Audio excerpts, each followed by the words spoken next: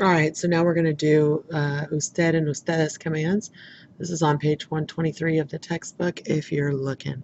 So to give commands to people other than two and to more than one person, use the usted and the ustedes commands. To form a command within usted, remove the S from a negative 2 command. Oops, negative 2 command. That's it. And to form a command with ustedes, replace the S with an N. So that should kind of sound normal to you, because if I'm looking at a regular verb chart, it looks like this. If you've had me as a teacher teaching you how to conjugate, I always say whatever this is, you subtract the S and you get this bottom one. So that can be your hint maybe to remember to subtract the S for this. And then same thing, I always tell you to add an N to that. So, or replace the S with an N, it's the same thing. Now you might ask yourself, why don't we have a yo command or a we command? The reason why we don't have a yo command, and the we command is similar, but let's say I'm looking at myself in the mirror and I'm like slapping myself in the face and saying, get it together, right? That would be me talking to myself giving a yo command, right? It's not a yo command though, because if I'm talking to myself in the mirror, it's basically like I'm talking to myself as a separate person and talking to myself in the to form. So that's why I don't have a yo form, and that's basically why we don't have a we form. I wouldn't say a command to us. I would maybe be talking to other people in my team if I were given a command, but I wouldn't be talking to us for that same reason. So instead of no hables, the usted form would be no hable, and the ustedes form would be no hablen.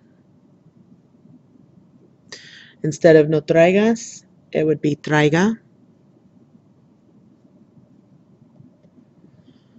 or no traiga, it doesn't matter, as you'll find out in a minute. And it would be no or just traigan. And then not no vayas, but it would be no vaya, or no or not vayan. All right. So to form negative usted and ustedes commands, just add no before the command.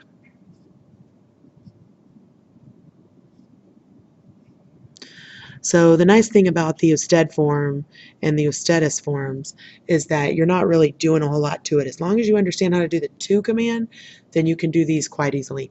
And there's no big trick about no versus affirmative, negative versus affirmative. So, coma frutas, pero no coma muchos dulces. See how coma stays the same way each time? All I did was add that no. All right, and you're going to attach reflexive, direct, and indirect pronouns. So any of those pronouns are going to get added to the end of affirmative commands, and you're going to put them between no and the verb on the negative command. So it's exactly like the to commands. So I'm going to add an accent mark to show that the stress remains in the same place, that the stress remains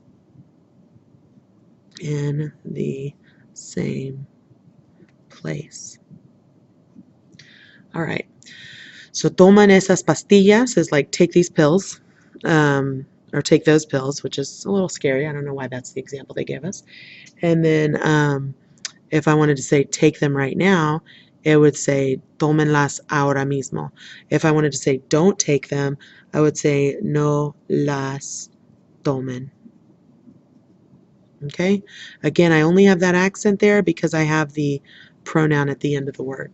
Okay, so let's move on. Okay, so we are now on the worksheet, and it's saying Dr. Pena is in the hospital. When he visits his patients, they tell him, he tells them, sorry, what they should and shouldn't do. Some of the patients receive special instructions, write what he tells them, using usted and ustedes commands. So todos.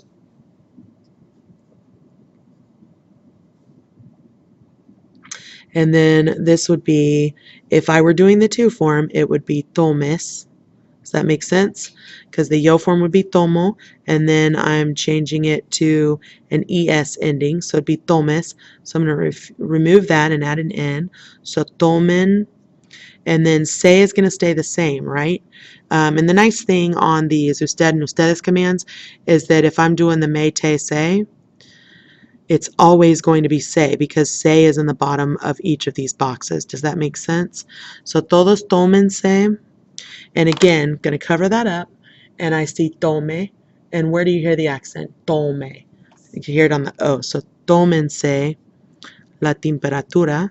So that says everybody take your temperature. Señora Laínez. Oh, okay, look at that. I don't have to write the subject. You can if you want. So no tome hierro. Don't take iron. And again, I just did no tomes because it's an AR verb. The yo form is tomo. I changed it to es, and then I took off the s to make it just for one person. And since this was not reflexive, did y'all see that? This just ended in AR. So I don't need to worry about any kind of accent on it, and I don't need to worry about a pronoun on the end because it wasn't there. Okay? Technically, I guess I could say no lo tome. That would be the other option. But I mean, it just depends on if I'm talking to her, does she know I'm referring to iron when I say don't take it? So either one of these would be correct. Okay, todos. So I would say hagan esta dieta. Or I could say háganla. Háganla. Again, though, I like this one better because I don't really know if they know what I'm talking about. Like, do it. Do what? Do this diet. Okay. So I like this one better. All right. Really, the only reason I'm doing this is so y'all can have more practice on your accents. So, moving on, Senora Gomez. So that's one person. Coma verduras. Or, for practice, cómalas, cómalas, cómalas. Todos. Duermo is the yo form. It's an IR verb, so it'd be duermas. I take off the S, I add an N because it's todas. Duerman, and I do need that se there because it's reflexive. So duérmanse temprano. So go to bed early. And where does the accent go? Duerman, duerman. I hear that air. Duérmanse temprano. The next one is for two people as well. So sigo is okay. So this is sigo in the yo form, like sigo, I continue down the street. So instead of sigo, it's an IR verb, so it'd be sigas, and then I'm going to make it for plural. I'm going to remove the s and add sigan. I'm going to add that in. So sigan mis consejos. And again, I don't like this one as much, but I would say síganlos. Síganlos. Better would be if I got into a taxi with two drivers and said, follow them. Síganlos. All right. Next up.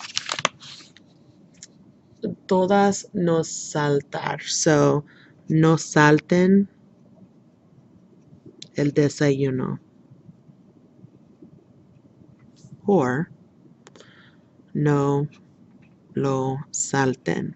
Again, the first one is always the better option. Next, This would be hagan el ejercicio. And if you had to, you could say háganlo.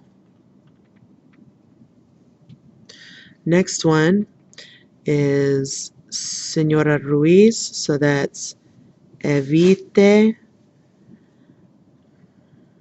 tomar el sol. And that means avoid sunbathing. And then last one, no ponga las vitaminas en la basura. So instead of pongas, it's ponga. And instead, I could also say no las ponga en la basura. Again, that's if she knew that I was talking about her vitamins. Sorry, I had that where you couldn't see it. Why am I telling a lady not to put her vitamins in the garbage? That's it. Have a good one.